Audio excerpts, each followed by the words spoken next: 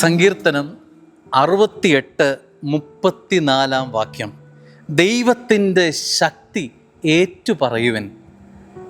മനോഹരമായ വചനമാണ്.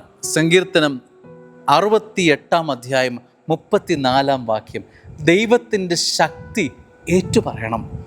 നമ്മുടെ ജീവിതം കൊണ്ട് ദൈവത്തിൻ്റെ ശക്തിയെക്കുറിച്ച് പ്രഘോഷിക്കണം. അർത്ഥം ഒരു സുവിശേഷ പ്രഘോഷണത്തിൻ്റെ റോള് നമുക്കുണ്ട്. ഒത്തിരി സ്നേഹം, ഒത്തിരി കൃപകൾ നമ്മുടെ ജീവിതത്തിലേക്ക് നിറയപ്പെട്ടിട്ടുണ്ട് കേട്ടോ, അത് മറന്നു പോകരുത്. ഇത്രയും സ്നേഹം നമ്മളിലേക്ക് നിറഞ്ഞിട്ടുണ്ടെങ്കിൽ നമ്മളിൽ നിന്ന് ഈ സ്നേഹം കവിഞ്ഞൊഴുകണം.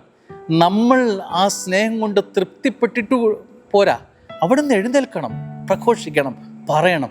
ദൈവത്തിൻ്റെ ശക്തിയെക്കുറിച്ച് പ്രഘോഷിക്കണം. അപ്പോൾ നമ്മളിലേക്ക് വന്ന ഈ ദൈവസ്നേഹം നമ്മളിൽ നിന്ന് പടർന്ന് നിറഞ്ഞു തുളുമ്പി ഒഴുകുമ്പോൾ നമുക്ക് ചുറ്റും നിൽക്കുന്നവരിലേക്ക് ഈ സ്നേഹം, ദൈവശക്തി വ്യാപരിക്കും.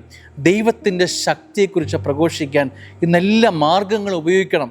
അത് വചനം പങ്കുവെച്ചായാലും, ചുറ്റുമുള്ളവരോടായാലും, അത് ഭവനത്തിലായാലും ദൈവത്തിൻ്റെ ശക്തിയെക്കുറിച്ച് പറയുന്നതിൽ നമ്മൾ മുൻപന്തിയിലായിരിക്കണം, വാചാലരായിരിക്കണം. അപ്പോൾ അതേക്കുറിച്ച് പറയാതിരിക്കരുത്. ഇങ്ങനെ നമ്മളിലേക്ക് തന്നെ ഒതുക്കി വയ്ക്കരുത്. അത് പ്രഘോഷിക്കുമ്പോൾ നമ്മളിലെ ദൈവശക്തി ഇരട്ടിയാകാനുള്ള അഭിഷേകം അതിൻ്റെ അകത്തുണ്ട് എന്നതുകൊണ്ട്. സാത്താൻ്റെ തന്ത്രം എന്ന് പറയുമോ, അത് നിന്നിലേക്ക് തന്നെ വെച്ചാൽ മതി, മറ്റുള്ളവർ അതിൻ്റെ കളിയാകും. വേണ്ട, അങ്ങനെയല്ല സ്നേഹമുള്ളവരെ.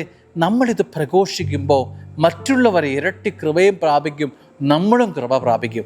ദൈവത്തിൻ്റെ ശക്തി പ്രഘോഷിക്കണം. ഏതൊക്കെ മാർഗങ്ങൾ ഉപയോഗിക്കാൻ പറ്റുമോ എല്ലാ മാർഗങ്ങളും ഉപയോഗിച്ച് ദൈവത്തിൻ്റെ ശക്തി ഇതിൻ്റെ ജീവിതത്തിൽ വീണതിനെക്കുറിച്ച് പ്രഘോഷിക്കണം, സുവിശേഷം പറയണം. ദൈവം അനുഗ്രഹിക്കട്ടെ. ആമേൻ.